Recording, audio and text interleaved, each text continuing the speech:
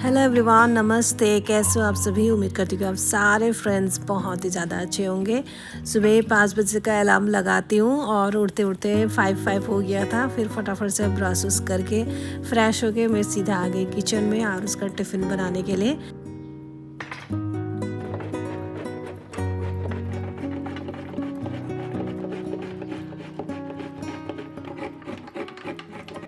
यहाँ पर yellow, green zucchini और कैरेट को मैंने ग्रेट कर लिया है। ये टिफ़िन बनाने का जो प्रक्रिया होता है वो रात को शुरू हो जाता है। रात में अगर थोड़ा बहुत तैयारी ना करूँ ना तो बहुत प्रॉब्लम हो जाता है। सुबह अगर कुछ भी चॉपिंग वॉपिंग ना भी करूँ ना, लेकिन मैं सोच के ज़रूर रखती हूँ कि मैं सुबह उठ के ये चीज़ बनाऊँगी, नहीं तो सब कुछ उल्टा पुल्टा हो जाता है और फिर टिफ़िन में लेट हो गया तो बच्चों के स्कूल के लिए भी लेट हो जाता है। सो काजू को मैंने 2 टुकड़ों में कट करके फिर उसको मैंने गोल्डन करके फ्राई कर लिया है, उसको साइड कर दिया। फिर उसी ऑयल में थोड़ा सा राई, प्याज और जो भी मैंने ग्रेट किया था वेजिटेबल उसको ऐड करके थोड़ा सा हल्दी नमक डाल के इसको अच्छी तरीके से मिक्स कर लूँगी। फिर मैंने थोड़ा सा करी पत्ता ऐड कर दिया। करी पत्ता एक्चुअली ऑयल में ऐड करनी चाहिए था।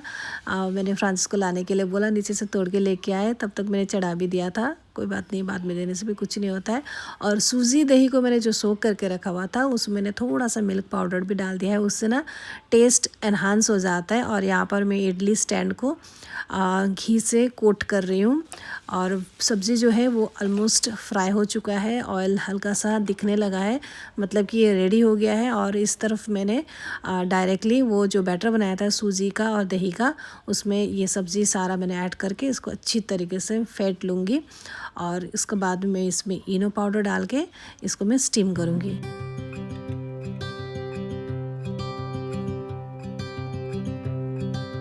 Look out, here she comes, the woman that I love. इनो को ऐड करते बैटर एकदम फ्लफ़ी होने लगता है। फिर इसको क्विकली स्टीम करने पड़ता है। फिर पकने के बाद में बहुत ज़्यादा सॉफ्ट हो जाता है।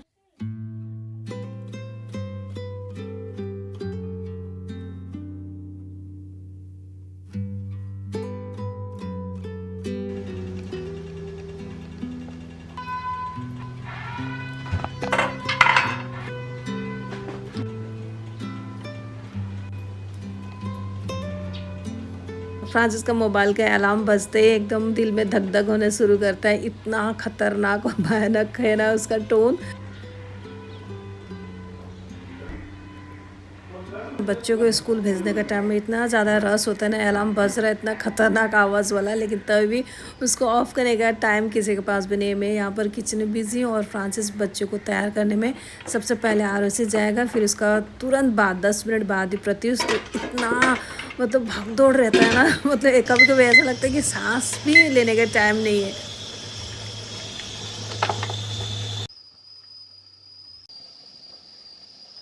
जब तक सूजी वेजिटेबल इडली स्टीम हो रहा है तब तक मैं फ्रूट को कट कर लेती हूँ।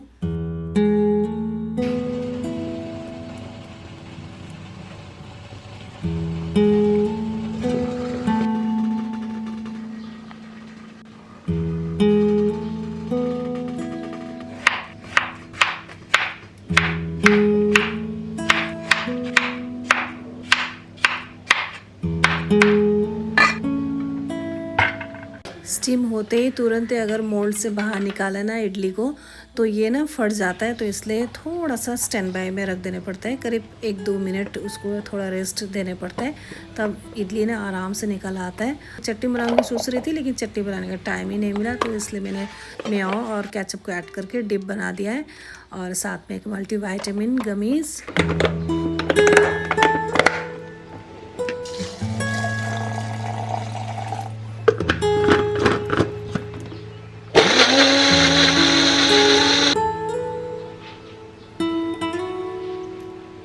अरु, तुम्हारा टिफिन हैप्पी? चलो बनाने से फटाफट पी लो। Good morning aunty. आरुष कितना हैप्पी है टिफ़िन को देखकर ये तो मुझे नहीं पता, लेकिन मैं बहुत ज़्यादा खुश हूँ जिस दिन मैं हेल्दी वाला टिफ़िन पैक करके देती हूँ। और सुबह का टाइम में टिफ़िन भरा हुआ दे और रिटर्न होते वक्त अगर वो पूरा खाली हो तो कितना खुशी महसूस होता है ना, बहुत अच्छा लगता है मुझे। पूरा पूरा फिनिश करो पूरा। जब से ये नया स्कूल में जाना स्टार्ट किया ना, तो तभी से इसका टिफ़िन देना मेरा मतलब रूटीन में ऐड हुआ है। तो मैं ना पहले बहुत डरी हुई रहती थी ये टिफ़िन खाएगा कि नहीं, क्योंकि एक तो इतना सुबह जाने पड़ता है, अगर टिफ़िन भी अच्छे से ये नहीं खाया तो ये बहुत कमज़ोर हो जाएगा, क्योंकि सुबह का टाइम इतना रस रहता है, बच्चे लोग खा नहीं पाते। जैसे कि आज देखिए इसने सिर्फ बनाना शेक ही पिया, तो इस तरीके से मतलब हल्का फुल्का ही कुछ खाना पीना होता है। तो टिफ़िन अगर हेल्दी ना हो तो फिर बच्चे लोग कमज़ोर हो जाएंगे ना। तो इसलिए हम एज अ पेरेंट ना बच्चों को हमेशा कोशिश करनी चाहिए अपने बच्चों के टिफ़िन में हेल्दी से हेल्दी चीज़ें उन लोगों को दें, और उनका भी हैबिट अच्छा बन जाएगा हेल्दी चीज़ें खाने का। और रही बात प्रत्युष की, प्रत्युष का ईटिंग हैबिट ना बचपन से, मतलब जब से उसका मुंह में मतलब सॉलिड फूड गिरा है तब से मतलब उसका ईटिंग हैबिट ना बहुत कॉम्प्लिकेटेड है। बहुत मुश्किल भरा टाइम गया मेरा उसका साथ में स्ट्रगल करते करते। बारिश देगा जैसा लग रहा है, लेकिन अभी जो स्कूल में जा रहा है उसमें दिया ना, तभी से उसने खाने के लिए सीखा। और मेरा मेन मोटिव वही था एक्चुअली, एजुकेशन से ज़्यादा इम्पोर्टेंट उसको खाना खिलाना ऐसा हो गया था। तो इसलिए हम लोगों ने ना ये वाला स्कूल में दिया। अभी जिस स्कूल में जा रहा है वहीं पे ब्रेकफास्ट होता है, लंच होता है और शाम का स्नैक्स भी होता है। तो इसी स्कूल से उसने एक्चुअली में अभी थोड़ा बहुत खाने के लिए सीखा है।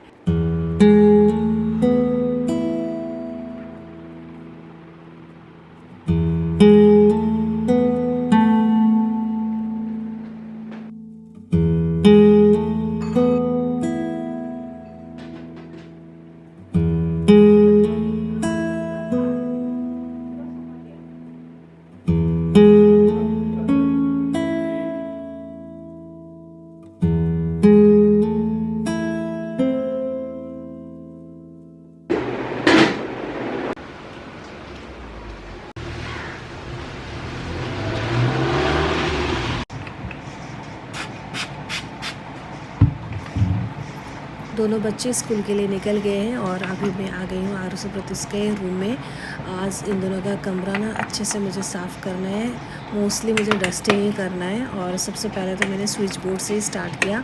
और स्विच बोर्ड भी एक ऐसा चीज़ है ना, ये महीने में अगर एक बार साफ़ ना करो ना तो इसमें फिंगर लगते लगते इतना गंदा हो जाता है ना।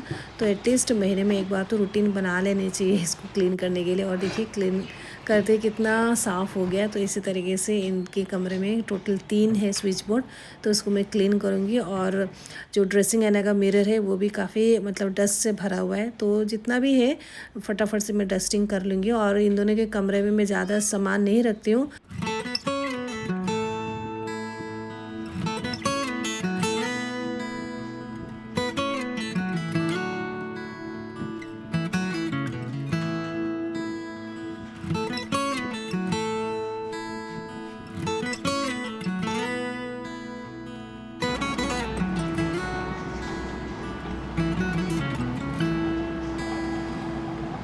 जुल्फ जो बिखरी है रहने दो, कोई जो कुछ कहे कहने दो। दिल में है उठ रही जो लहर, रोको ना अब उसे बहने दो। खुद को देखो जरा मेरी नजरों से तुम, कितना जादू भरा तुम में, समझो ये तुम सी ही तुम रहो, तुम खूबसूरत हो। वेजिटेबल सूजी इडली के लिए यहाँ पर मैं चटनी बना रही हूँ। इतना डिलीशियस चटनी है ना, इसको तो आप ट्राई ज़रूर करना, आपको बहुत ज़्यादा पसंद आएगा। तीखा बस आपके हिसाब से रखना। यहाँ पर मैंने मस्टर्ड ऑयल गरम कर लिया है। 2 मीडियम साइज़ का टमाटर को बीच से कट करके उसको मैंने डाल दिया है। 2 सूखी मिर्च लिया है जिसका मैंने बीच निकाल दिया है, और 4-5 लहसुन का कली लिया है, और 2 मुट्ठी मैंने सोयाबीन लिया है। सारे चीज़ों को अच्छी तरीके से गोल्डन होने तक फ्राई कर लिया। फिर उसके बाद में ग्राइंडर में डाल के इसमें सिसमी सीड यानी कि वाइट तिल लिया है, नमक डाल दिया, और थोड़ा सा शेजवान पेपर, अगर आपके पास में शेजवान पेपर नहीं भी है तो आप थोड़ा सा ब्लैक पेपर को ऐड कर देना।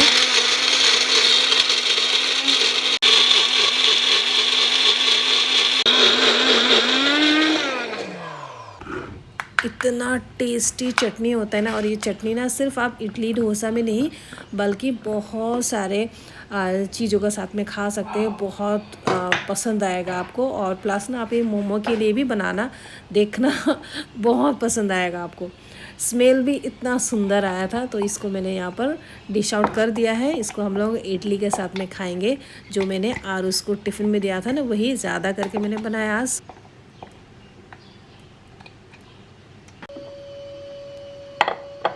तो यहाँ पर ब्रेकफास्ट के लिए चटनी रेडी हो गया है। और यहाँ पर मैं लीला को थोड़ा प्यार कर रही हूँ। लीला का तबीयत ना कुछ दिनों से बहुत ज़्यादा ख़राब है। इसको हम लोग करीब 3-4 बार डॉक्टर के पास में लेके गए। डेली बेसिस में इसको सैलाइन भी चढ़ा, इंजेक्शन भी लगा, बहुत ख़राब लग रहा है। आज भी उसका तबीयत इतना ठीक नहीं है और आज भी शेड्यूल है डॉक्टर के पास में जाना, 1 बजे पहुँचना है। और आज मैं नहीं जाऊँगी क्योंकि मुझे ना हॉस्पिटल जा के ना बहुत एलर्जी हो गया। मेरा स्किन में भी कुछ मतलब लाल लाल धब्बा हो गया फेस में।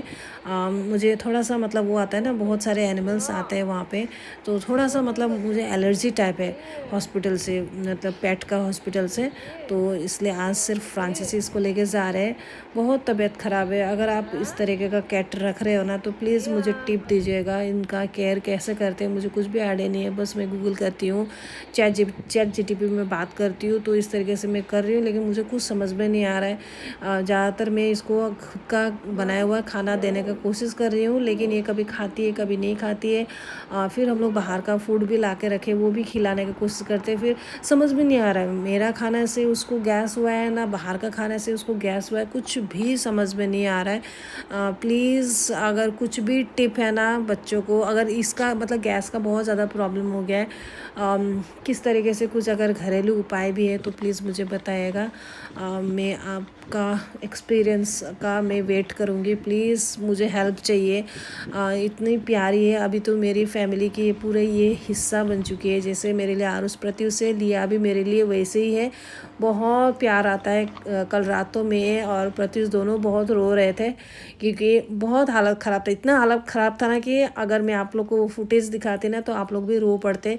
तो मैंने कुछ भी शूट नहीं किया, बस हम लोग 3-4 दिन से इसको डॉक्टर के पास में ही लेके जा रहे हैं।